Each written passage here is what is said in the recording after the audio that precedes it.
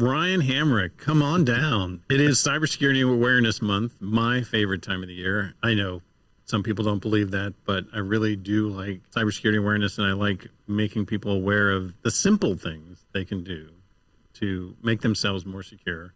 And as the head of the security consulting group here at CBTS, you have the penetration testing team as part of your responsibility. What are the things that the pen testers find in the companies that we assess and test? Yeah.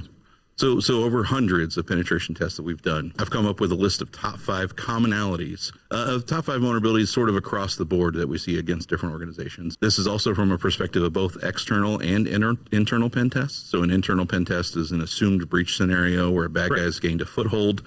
An external pen test is literally just what do you have connected to the internet. So give that frame of reference on the data that I'm going to give you now. Okay. So in reverse order. Number 5, ladies and gentlemen, the lack of security headers for applications like HTTP strict transport security, HSTS as a header. It is a finding, right? It is something that we see very often because we do come across a lot of web applications, especially in the external testing. And it is such an easy thing to set. It's just a header setting that you put in that forces the use of. And that's on the server side. It's not on the client. I mean, your end user that's coming to your web application has no control over that whatsoever. It's all on you, the provider of that application, to say, set this so that anybody that comes to me has to use a security protocol. Yep. And along with that, poorly configured content security headers. So content security headers control where data is allowed to come from and be as part of the application itself. Like from a third server or from a different server or from a third-party application, like Google Analytics or something. Right. So eliminating the capability for cross-site scripting or other sorts of vulnerabilities. Having those improperly set is a huge thing that we see. Web application vulnerabilities, internal or external. You have internally facing web applications. That's what we commonly see. That's number 5. Number 4, in your heart and on your list, improper open ports exposed to the internet without proper control. By improper ports, we mean things like Telnet, FTP, insecure protocols. Things that may have traditionally been allowed or somewhat okay to be on the internet that are no longer safe. Like SQL. Right. SQL port TCP 1433 is the SQL port. SSH on the internet, it isn't great. You want to have that. Most people would have that. A lot of people do have that, but it isn't great. If you can hide that behind a VPN or some other connection, that's the better way to do it. Okay. If you have it exposed to the internet, make sure multi-factor authentication is turned on. Definitely. In some ways, certificate-based authentication. Right. RDP connected to the internet. Also terrible. Still the hill I'm going to die on. Now you're going to catch me on that one. I can't think of it off the top of my head. I agree. No, it's not 1521. It's something else. What a lot of people will do because they want to provide access to their internal network to a limited scope of people is to take a terminal server, a Microsoft Windows terminal server, just drop it out there on the internet and have a connection through the firewall back into their protected network. And that's just bad. Yep. If they looked at their logs in that terminal server, they would see that device is being pounded on a regular basis. Thousands of attempts. Yes, spray attacks, slow and long. And and that's because it puts you right into a desktop that's sort of in the environment. Whether or not you even have it in a DMZ is somewhat irrelevant. If you're using user credentials that are part of your domain, that's terrible. That's bad. Always put that behind a VPN. Never expose that to the internet. Correct. So you mentioned Telnet, FTP. SFTP is okay-ish if you have multi-factor authentication, but standard FTP is not. Neither is Telnet because those are unencrypted. I mean, it's clear text. It's such a bad idea. Yep, terrible. Yes. Number 3 on our list. SMB signing. Still a huge problem. This is something that we'd see for internal pen tests usually. Yep. So SMB signing is the certificate-based signing of verifying that this endpoint is in fact that endpoint. Okay. If you don't do that, then an attacker can impersonate that endpoint, a valid endpoint, and then you run into LLM&R poisoning attacks and SMB relay attacks. Get to replay those. Yes.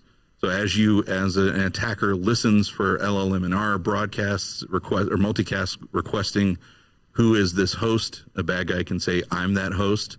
And then that person will send their credentials, and then we can capture that hash, crack the hash or pass it, depending on how they configure what type of hash it is. Still a big problem within organizations. It's really a fairly easy fix. And again, it's done on the server, on the internal part of your network. You basically enable a security feature for Windows authentication. It's really just a GPO change. You can make it to your organization. Oh. Usually doesn't break anything within your organization. Right. And you want to test it, though. Test it before you turn it on. There is a scenario where that would break things. We'll get to that in a minute. So that was number 3. So that's number 3. Number 2, SSL TLS problems.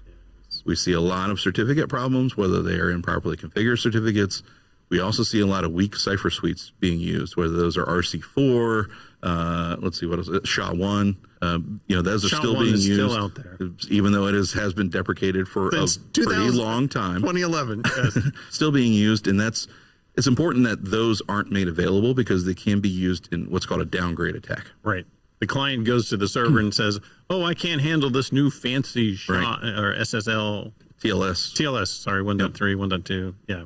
Yeah, we still also see, speaking of SSL and TLS, we still see SSL version 3, although that has really been, that's pretty rare. Okay. What we see nowadays is TLS 1.1, TLS 1.0 still available. Again, can be used in downgrade attacks to say, let's make this end user use this weaker cipher suite so that then we Much can crack the conversation. Right. And let's man in the middle of that, and let's get in the middle of things and see their information in clear text now because it's totally deprecated. TLS 1.2 is the standard you should be moving forward, and I think TLS 1.3 is in the works. Oh, it's already deployed. Yeah. I mean, AWS and Azure support 1.3. Yeah. Load balancers can be configured in both those environments, and I'm sure in Google Platform Compute, GPC, it can also be configured. And definitely go to TLS 1.2 as soon as possible. And the important thing is to not just go to TLS 1.2, but disable the use of TLS 1.1 and 1.0. Exactly. Yes. So make sure that those aren't available. Right. Because a lot of companies will turn on TLS 1.2, but not turn off the other things. That's what we see. Now, number 1, let's go back to the SMB signing issue. Yes. The reason that would cause a problem is because organizations have unsupported operating systems. And that is number 1 in our list today. Yes. Unsupported software. You have that old Windows 2003 server that just keeps running, and you're like, why turn it off? What could possibly go wrong? We're going to enable SMB signing, and now all of a sudden it can't talk SMB. Right. Okay, well, you shouldn't have it running in the first place. So unsupported software means to me and to the audience out there, unsupported operating systems, Windows, Linux, whatever version you have out there. We see a lot of that still. Unsupported software packages, whether it's SQL software packages or other major platform packages that are now end of life, no longer supported. These stay out there because it's if it's not broken, don't fix it. Correct. But it is broken. Yeah, it's just hasn't broken for you yet. Right, and the thing for the audience to be aware of is you'll find these systems in your environment if you do a vulnerability scan. Yes. You don't even have to do the penetration test to prove that they are. You do a regular vulnerability scan, or if you have a good patching program that says, what did I miss on my patch? And you're going to get a report that says you've got a server that's end of life. And that's a big red flag. Your auditors aren't going to like it. Your compliance officer is not going to like it.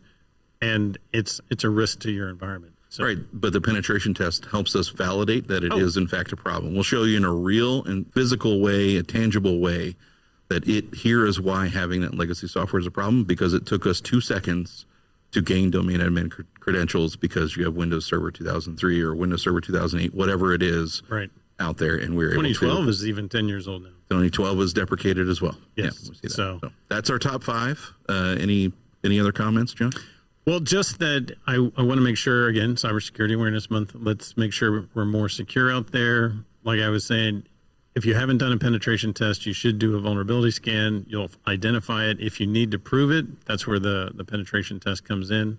And I appreciate your time. Thank you, Ryan. This has been great. Thanks so much.